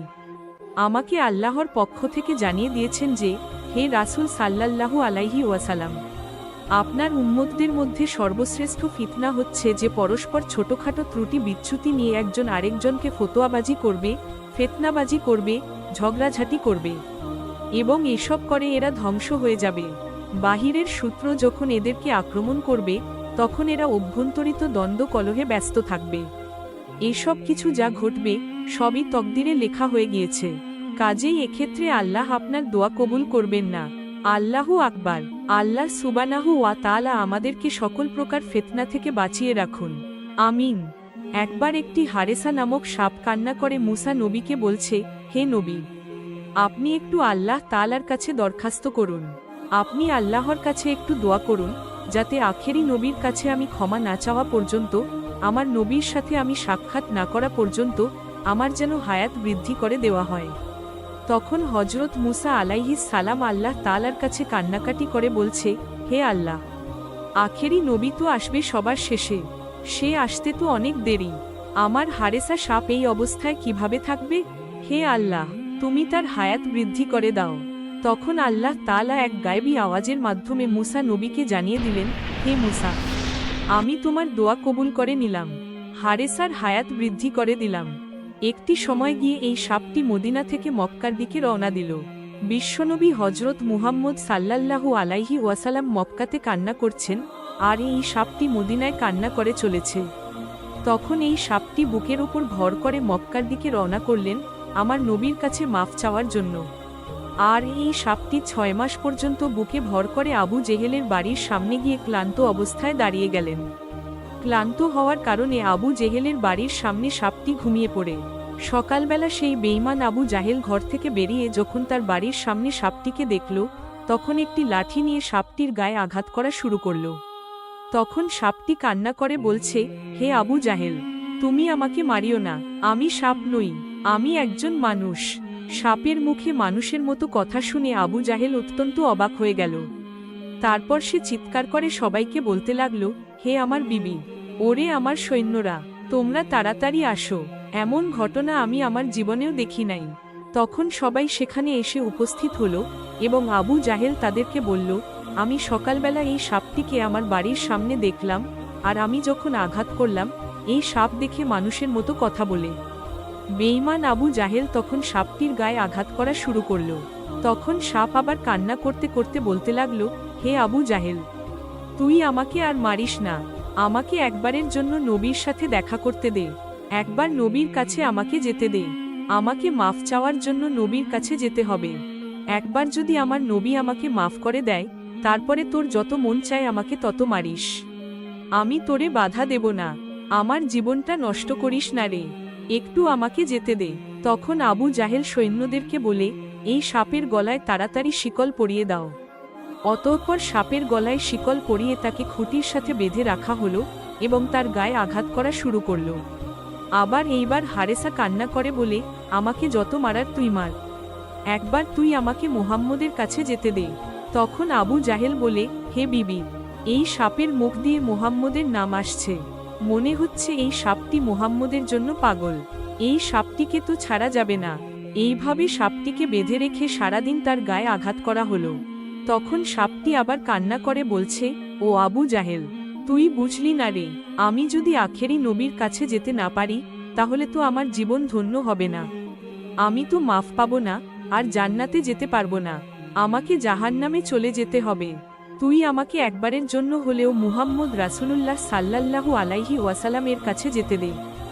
যদি আমার নবী আমাকে মাফ করে দেয়, তারপর তোর যত খুশি আমাকে ততই মারিস।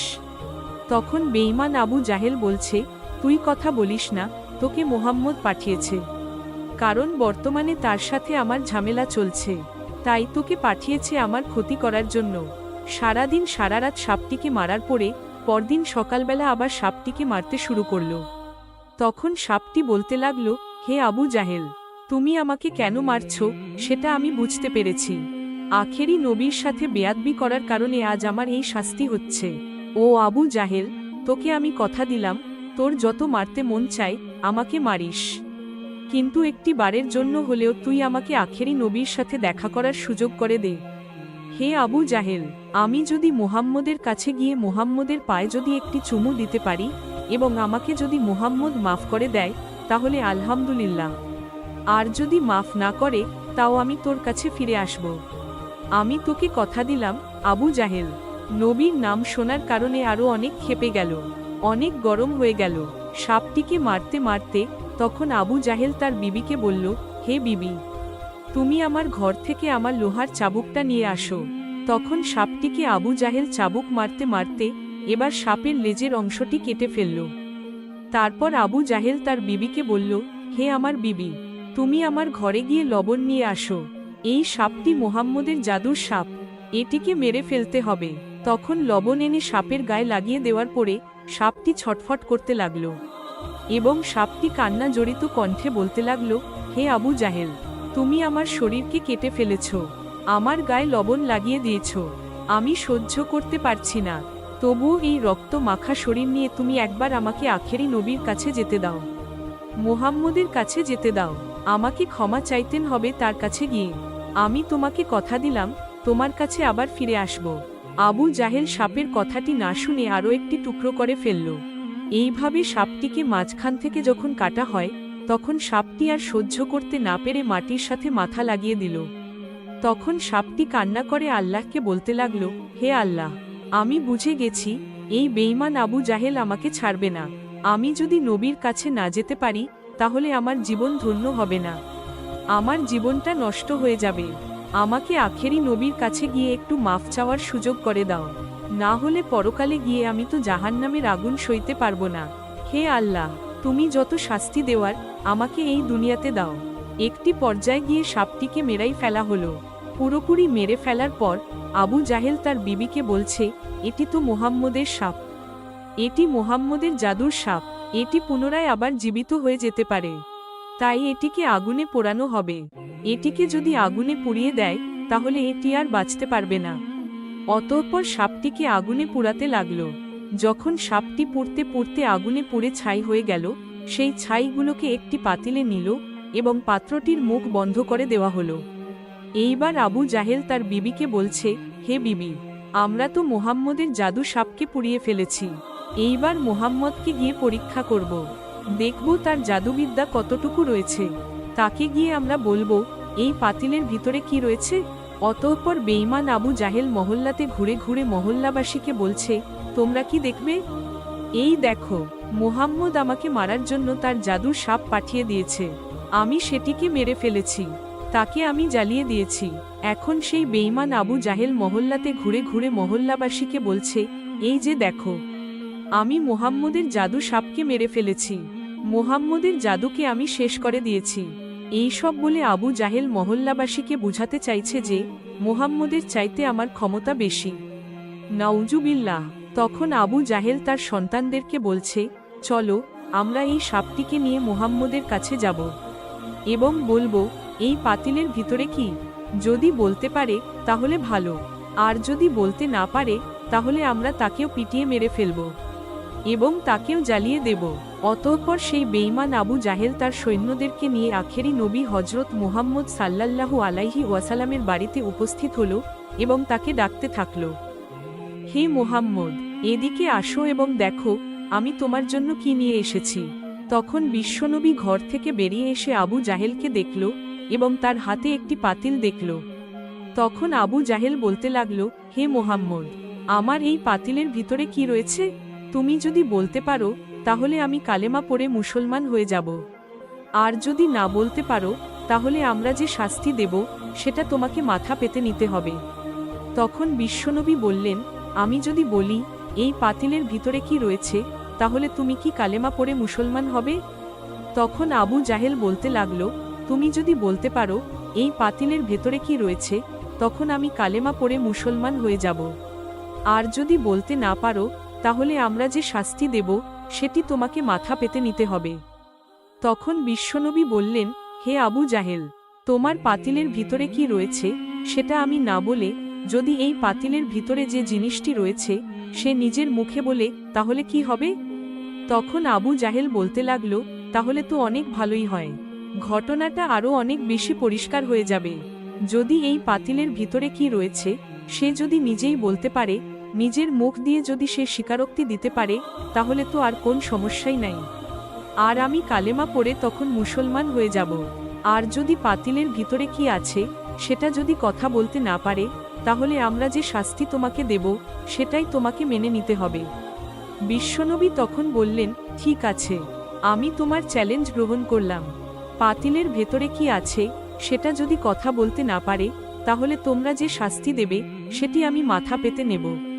অতঃপর আবু জাহেল সবাইকে বলছে, হে মহল্লাবাসীরা, তোমরা সকলেই শোনো, মোহাম্মদ বলেছে এই পাতিলের ভিতরে কি রয়েছে সেটি নিজের মুখেই সে বলবে, আর যদি না বলতে পারে, তাহলে আমরা মোহাম্মদকে যে শাস্তি দেব সেটি সে মাথা পেতে নেবে। সুতরাং তোমরা সকলেই সাক্ষী থেকো। অতঃপর বিশ্বনবী এবং আবু জাহেলের লোক সবাই মিলে বড় একটি মাঠের ভিতরে জড়ো হল। চারদিকে মানুষ রয়েছে, আর মাঠের মাঝখানে বিশ্বনবী এবং আবু জাহেল রয়েছে। হজরত মুহাম্মদ সাল্লাল্লাহু আলাইহি ওয়াসাল্লাম তখন পাতিলের দিকে তাকিয়ে তার শাহাদাত আঙুলটি ইশারা করে বলতে লাগলো, কে তুমি? আমার আল্লাহর হুকুমে তুমি কথা বলা শুরু করো। তখন আল্লাহ তাআলা জিব্রাইলকে ডেকে বলছে, হে জিব্রাইল, তুমি দেখো আমার বন্ধু সে পাতিলের দিকে ইশারা করছে। আমার বন্ধু নবী যখন পাতিলের দিকে ইশারা করবে, তখন তুমি সাথে সাথে সাপটিকে পুনরায় আবার জীবিত করে দেবে। আল্লাহর এই হুকুম পাইয়া হজরত জিব্রাইল আলাইহিস সালাম সাপটিকে পাতিলের ভেতরে জীবিত করে দিলেন। অতঃপর বিশ্বনবী যখন শাহাদাত আঙুলটি পাতিলের দিকে দেখিয়ে বলতে লাগলো, কে তুমি? কে আল্লাহর হুকুমে কথা বলো? এবার সাপটি বলতে লাগলো, সাপ কান্না করে বলছে, নবী গো, আমি হলাম মুসা নবীর উম্মত, আমার নাম হচ্ছে হারেসা। হে নবী, আমি আপনার কাছে আসতে গিয়ে মদিনা থেকে বুকের উপর ভর করে হাঁটতে হাঁটতে 6 মাস পর্যন্ত হাঁটার কারণে অনেক ক্লান্ত হয়ে গিয়েছিলাম। তখন আমি এই বেঈমানের বাড়ির সামনে একটু বিশ্রাম নিচ্ছিলাম আর একটু ঘুমিয়ে পড়েছিলাম। এই বেঈমান সকালবেলা আমাকে দেখার পর আমাকে বেঁধে অনেক মেরেছিল। আমি অনেক বুঝিয়েছিলাম আপনার কাছে আসার জন্য, যেন একটু আমাকে সুযোগ করে দেয়, কিন্তু এই বেঈমান আমার কোন কথাই শুনে নাই। সে আমাকে শিকল দিয়ে বেঁধে দিন রাত আঘাত করেছে এবং আমাকে মেরে ফেলেছে। একটি পর্যায়ে সে আমাকে জ্বালিয়ে দিয়ে ছাই করে সেই ছাইগুলো এই পাত্রটিতে ঢুকিয়ে রেখেছে। তখন বিশ্বনবী আবু জাহেলের দিকে তাকিয়ে বলল, তুমি কি দেখেছ? তোমার পাতিলের ভিতরে কি রয়েছে? তখন আবু জাহেল তার হাত থেকে পাতিলটি ফেলে দিল। সাথে সাথে সাপটি পাতিল থেকে বের হয়ে আসলো। তখন সাপটি আবু জাহেলকে মারার জন্য দৌড়াতে লাগলো।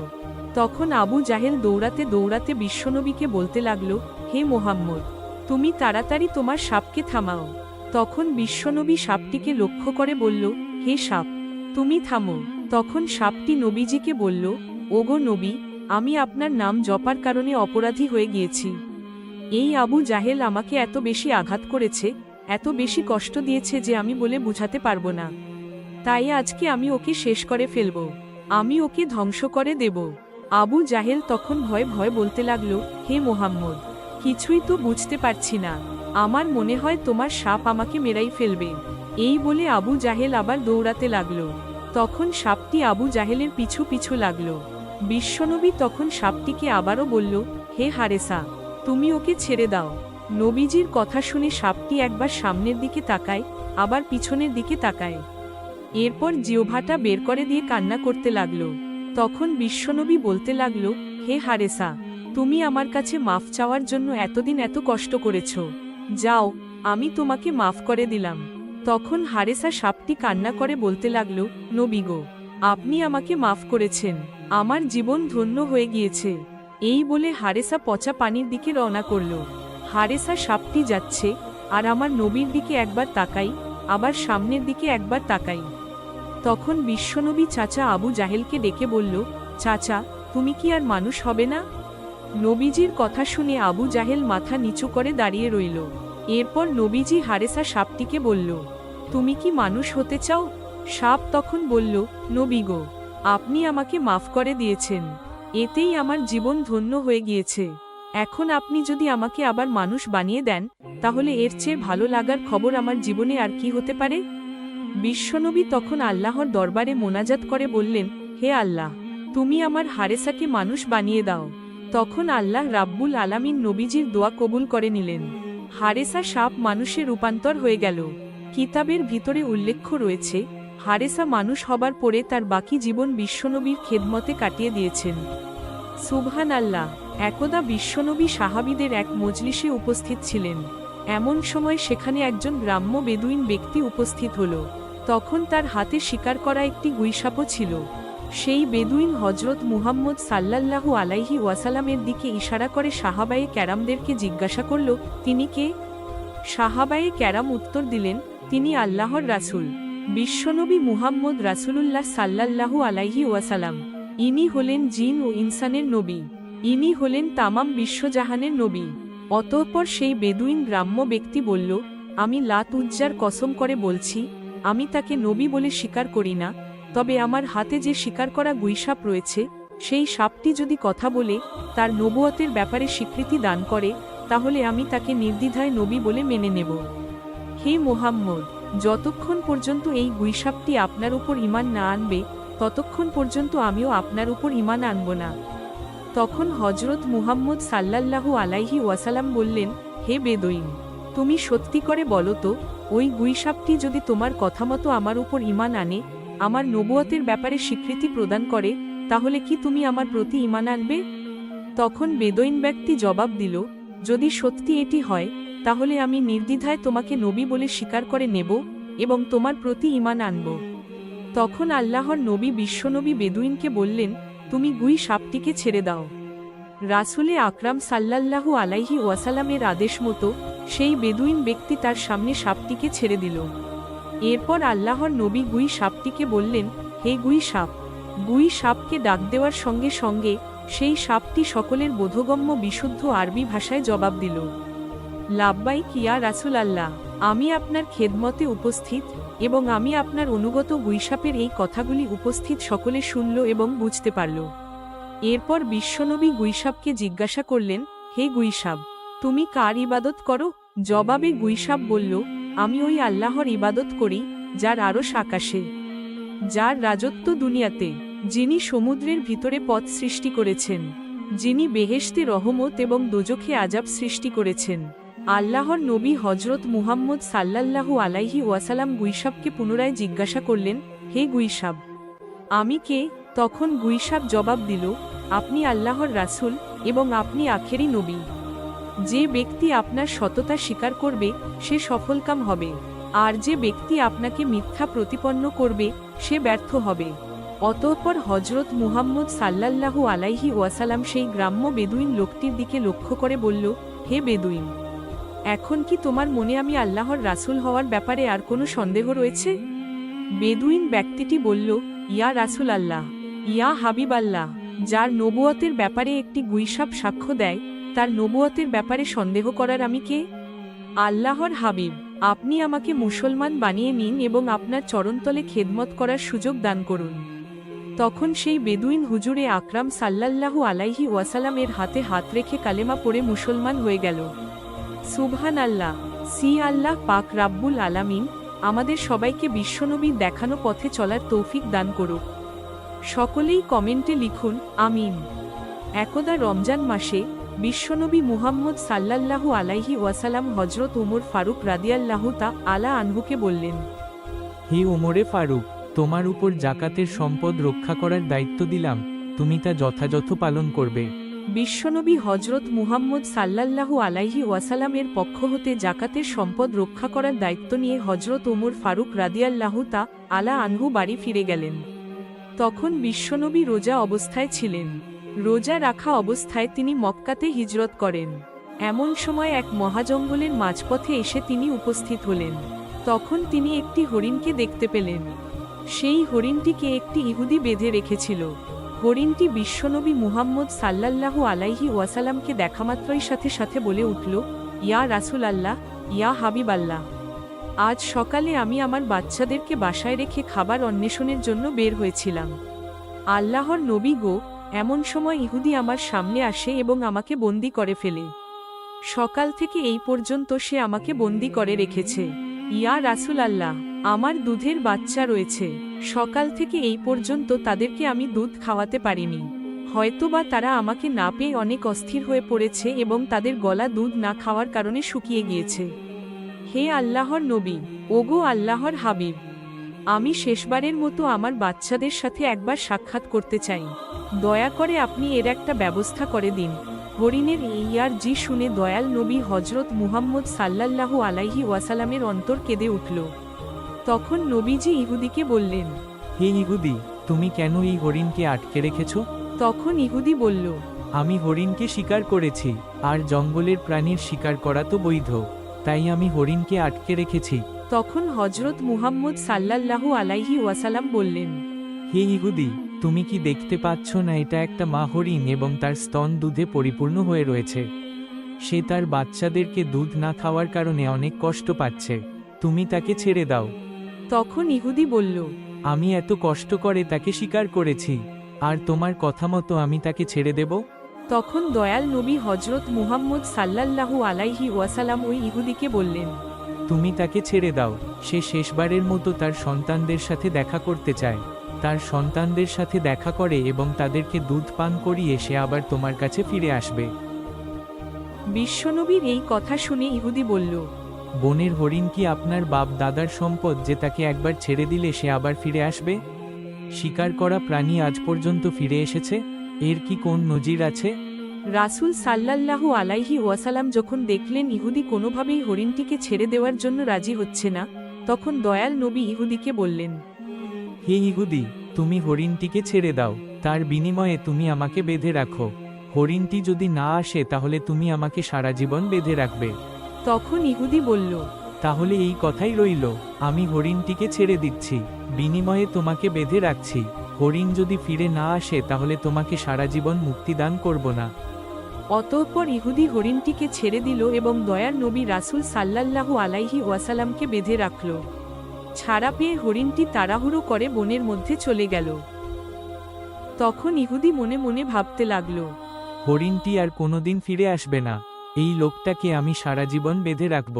এর চেয়ে বোকা মানুষ এই পৃথিবীতে আর কেউ নেই। একটা বনের হরিণের জন্য সে নিজের জীবনকে বিপদে ফেলল।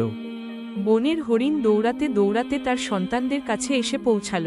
তখন তার সন্তানেরা তাকে জিজ্ঞাসা করল, আম্মাজান, আজ সকাল থেকে আপনি কোথায় ছিলেন? আমরা আপনার জন্য অপেক্ষা করতে করতে ক্লান্ত হয়ে পড়েছি। আমরা আপনার দুধ পান করতে না পেরে আমাদের গলা শুকিয়ে গিয়েছে। তখন মা হরিণ তার সন্তানদেরকে বলল, ও আমার সন্তানেরা, তোমরা জীবনের শেষবারের মতো আমার সঙ্গে দেখা করে নাও এবং আমার দুধ পান করে নাও। আর জীবনে তোমাদের সাথে হয়তোবা দেখা নাও হতে পারে। তখন হরিণের সন্তানেরা তাকে বলল, আম্মাজান, কেন আপনি এমন কথা বলছেন? কেন জীবনে আপনার সাথে আর দেখা হবে না? মা হরিণ তাদেরকে বলল, ওহে বৎসরা, তোমরা তাড়াতাড়ি করে আমার দুধ পান করো। আজ সকালে যখন আমি খাবার অনশনের জন্য বের হয়েছিলাম তখন এক ইহুদি আমাকে বন্দি করে ফেলেছিল। অতঃপর নবী রাসূলুল্লাহ সাল্লাল্লাহু আলাইহি ওয়াসাল্লাম সে পথ দিয়ে যাচ্ছিলেন।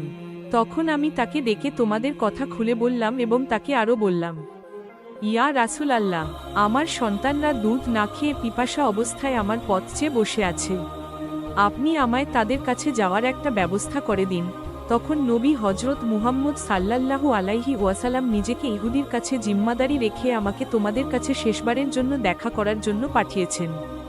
ও আমার সন্তানেরা, নিষ্ঠুর ইহুদি আমার নবীকে বেঁধে রেখেছে, তাই তোমরা তাড়াতাড়ি আমার দুধ পান করো। আমি আমার নবীকে কষ্ট দিতে পারবো না। যখন হরিণের সন্তানেরা শুনল তার নবীকে জিম্মাদারি রেখে তাদের সাথে শেষবারের মতো দেখা করার জন্য এবং তাদেরকে দুধ পান করানোর জন্য এসেছে, তখন হরিণের সন্তানেরা বলে উঠল, ও আম্মাজান, আপনি কিভাবে ভাবলেন? নবী ইহুদির হাতে বন্দী রয়েছে। নবীকে বন্দী অবস্থায় রেখে আমরা আপনার দুধ পান করব? আপনি চলুন। আমরা আপনার সাথে যাব। দয়াল নবী হজরত মুহাম্মদ সাল্লাল্লাহু আলাইহি ওয়াসাল্লামের কোনো কষ্ট আমরা সহ্য করতে পারব না। অতঃপর হরিণ ও তার সন্তানেরা দয়াল নবী হজরত মুহাম্মদ সাল্লাল্লাহু আলাইহি ওয়াসাল্লামের মায় তার কাছে যাওয়ার জন্য রওনা করলেন। ওদিকে হরিণ আসতে কিছুটা দেরি হওয়ায় ইহুদি হজরত মুহাম্মদ সাল্লাল্লাহু আলাইহি ওয়াসাল্লামকে বলতে লাগল, তোমার মতো বোকা মানুষ আমি আর এই পৃথিবীতে দেখি নাই। বনের শিকার করা হরিণ তাকে ছেড়ে দিলে সে কি আর কোনোদিন ফিরে আসে? একটা বনের হরিণের জন্য তুমি নিজেকে আমার কাছে বন্ধক রেখেছ। কেয়ামত পর্যন্ত এই হরিণ আর ফিরে আসবে না। কেয়ামত পর্যন্ত তুমি আমার কাছ থেকে ছাড়া পাবে না। তখন দয়াল নবী হজরত মুহাম্মদ সাল্লাল্লাহু আলাইহি ওয়াসাল্লাম ইহুদির এই কথা শুনে বললেন, ওহে ইহুদি, তুমি একটু ধৈর্য ধারণ করো। হরিণ অবশ্যই আমার মা আবার তোমার কাছে ফিরে আসবে। এভাবে কিছুটা সময় কেটে গেল, আর ইহুদি মনে মনে ভাবতে লাগল, মুহাম্মদকে আটকে রেখে বড় রকমের একটা অর্থ তার সঙ্গীদের কাছ থেকে আমি উসল করে নিতে পারবো। হরিণ কি জীবনে কারো মায় ফিরে আসে? এই লোকটি একটা বেকুব ছাড়া আর কিছুই নয়। এভাবে আরও কিছু সময় অতিবাহিত হওয়ার পর ইহুদি দেখল শুধু বনের হরিণ নয়, বনের হরিণের সাথে তার সন্তানেরাও ফিরে এসেছে।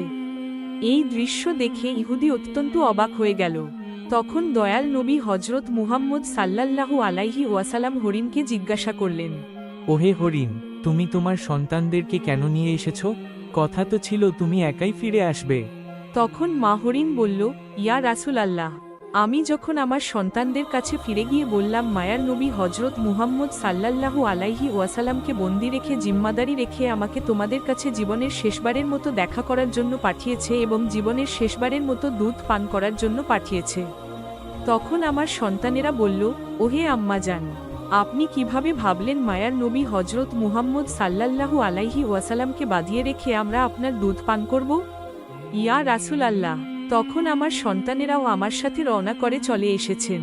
হে আল্লাহর নবী, আপনাকে কষ্ট দেওয়ার জন্য আপনি আমাদেরকে ক্ষমা করে দিন।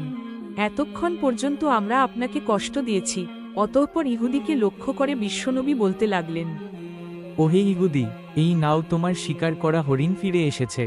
শুধু সে ফিরে আসেনি, ফিরে এসেছে তার সকল সন্তানগুলি। এখন তুমি তাদেরকে তোমার কাছে ব্যবহার করতে পারো। আর তুমি কথা মনে রেখো, আমি সত্য নবী।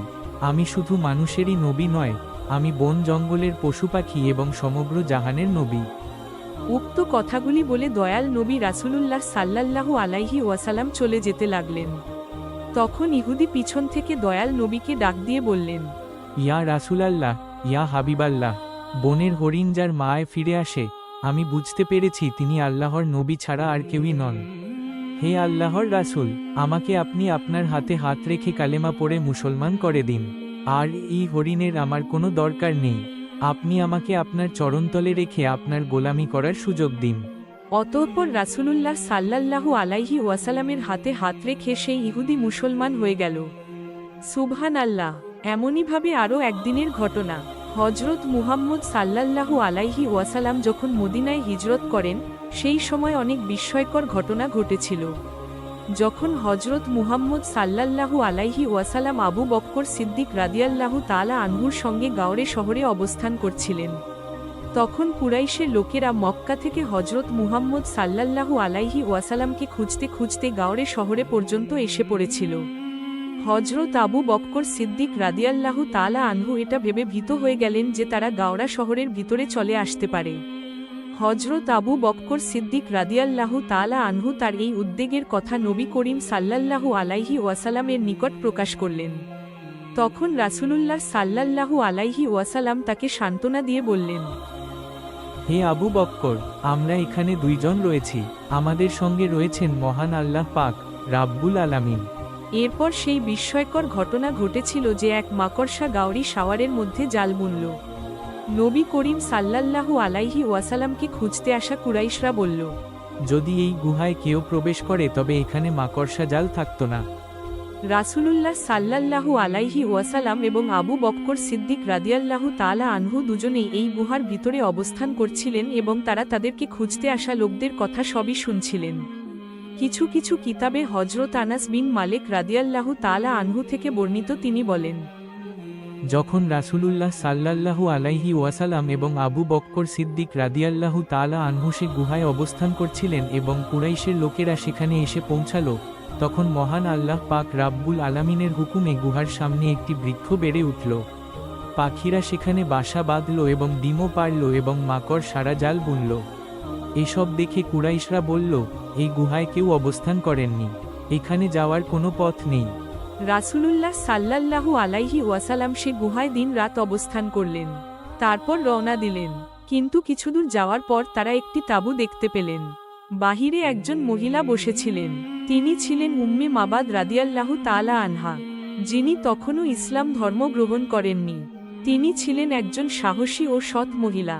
হযরত মুহাম্মদ সাল্লাল্লাহু আলাইহি ওয়াসাল্লাম উম্মে মাবাদত রাদিয়াল্লাহু তাআলা আনহার নিকট একটি বকরি দেখতে পেলেন। বকরিটি খুবই দুর্বল এবং পাতলা ছিল। রাসূলুল্লাহ সাল্লাল্লাহু আলাইহি ওয়াসাল্লাম উম্মে মাবাদত রাদিয়াল্লাহু তাআলা আনহাকে জিজ্ঞাসা করলেন, এই বকরি কি দুধ দেয়? উম্মে মাবাদ রাদিয়াল্লাহু আনহা বললেন, এই দুর্বল বকরি কিভাবে দুধ দিবে? তখন রাসূলুল্লাহ সাল্লাল্লাহু আলাইহি ওয়াসাল্লাম বললেন, আমি কি এই বকরির দুধ দহন করতে পারি? আপনি যদি অনুমতি দিতেন তাহলে আমি চেষ্টা করতাম। উম্মে মাবাদ রাদিয়াল্লাহু তাআলা আনহা তখন বললেন, এই বকরি দুধ দেয় না, কিন্তু আপনি যদি দুধ বের করতে পারেন তবে চেষ্টা করে দেখুন। হযরত আবু বকর সিদ্দিক রাদিয়াল্লাহু তাআলা আনহু বকরিটিকে হযরত মুহাম্মদ সাল্লাল্লাহু আলাইহি ওয়াসাল্লামের নিকটে নিয়ে আসলেন। রাসূলুল্লাহ সাল্লাল্লাহু আলাইহি ওয়াসাল্লাম বকরির পিঠে ওলানে হাত বুলালেন এবং হাত বুলিয়ে দোয়া করলেন, হে মহান রাব্বুল আলামিন, এই বকরিটির মধ্যে আমাদের জন্য বরকত দিন।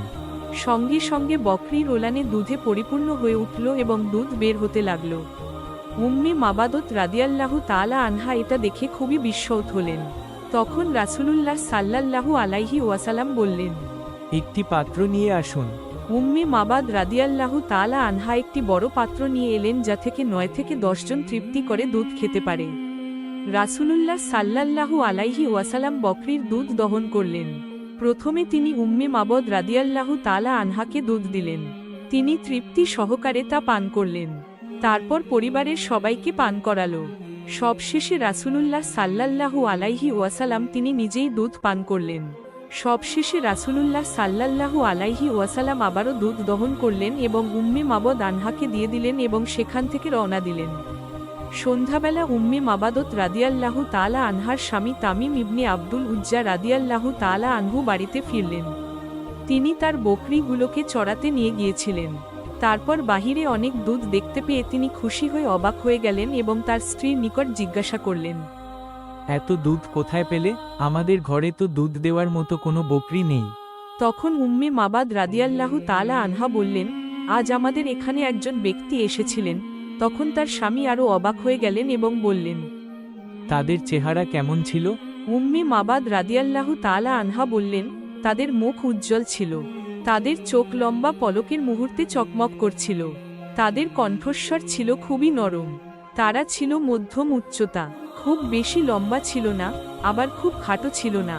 তাদের কথা ছিল খুবই মধুর, কেবল তাদের কথাই শুনতে ইচ্ছা করত। তাদের দাড়ি কালো ছিল এবং তাদেরকে দূর থেকে দেখতে খুবই সুন্দর লাগত এবং নিকট থেকে দেখলে আরও সুন্দর লাগত। তাদের দিকে একবার তাকালে দৃষ্টি ফেরাতে মন চাইত না।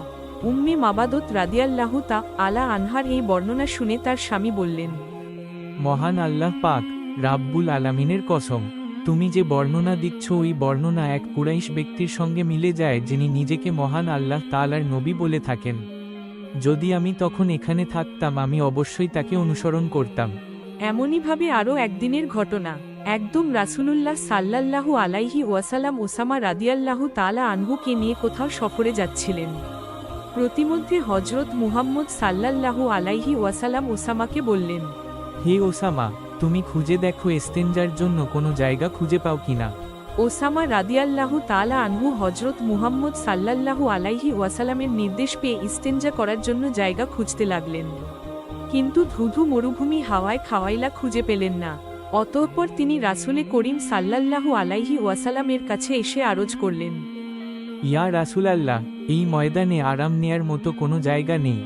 তখন আল্লাহর রাসূল হযরত মুহাম্মদ সাল্লাল্লাহু আলাইহি ওয়াসাল্লাম বললেন, তবে দেখো আশেপাশে কোনো বৃক্ষ বা পাথর আছে কিনা। তখন ওসামা রাদিয়াল্লাহু তাআলা আনহু বললেন, হে আল্লাহর রাসূল, আশেপাশে কিছু বৃক্ষ পাথর আছে বটে। তখন আল্লাহর নবী বললেন, তুমি সেই বৃক্ষ এবং পাথরগুলিকে গিয়ে বলো আল্লাহর নবী তোমাদেরকে নির্দেশ দিয়েছেন, তোমরা একত্র হয়ে যাও এবং ইস্তেঞ্জার জন্য একটি উপযুক্ত জায়গা তৈরি করে দাও। তখন ওসামা রাদিয়াল্লাহু তাআলা আনহু সেই গাছগুলির কাছে গিয়ে বললেন, হে বনের গাছ, আল্লাহর নবী রাসূলে করিম সাল্লাল্লাহু আলাইহি ওয়াসাল্লাম তোমাদের মাঝে বসে স্থানা করতে চাচ্ছে। তিনি তোমাদেরকে এই নির্দেশ দিয়েছেন, তোমরা পরস্পরের সাথে একত্রিত হয়ে মিলিত হয়ে যাও এবং তার স্থানান্তর করার জন্য একটি উপযুক্ত জায়গার ব্যবস্থা করে দাও। বিশ্বনবীর এই নির্দেশ পাওয়া মাত্র গাছগুলি পরস্পরের কাছাকাছি গিয়ে একত্রিত হয়ে গেল। এরপর নবী করিম সাল্লাল্লাহু আলাইহি ওয়াসাল্লাম সেই গাছগুলোর আড়ালে বসে ইস্তেঞ্জা সারলেন। ইস্তেঞ্জা করার পরে রাসূলুল্লাহ সাল্লাল্লাহু আলাইহি ওয়াসাল্লাম ফিরে এসে ওসামা রাদিয়াল্লাহু আনহুকে পুনরায় বললেন, ওসামা, তুমি গাছগুলিকে গিয়ে বলো তারা যেন পরস্পর থেকে বিচ্ছিন্ন হয়ে যায় এবং তাদের জায়গা মতো চলে যায়। অতঃপর ওসামা রাদিয়াল্লাহু তাআলা আনহু আবার গাছগুলির কাছে গিয়ে বললেন, হে বৃক্ষদল, আল্লাহর নবী আবার তোমাদেরকে নিজেদের জায়গায় যাওয়ার জন্য নির্দেশ দিয়েছেন। রাসূলুল্লাহ সাল্লাল্লাহু আলাইহি ওয়াসাল্লামের নির্দেশ পাওয়া মাত্রই বৃক্ষদল যার যার জায়গায় ফিরে গেল। সুবহানাল্লাহ।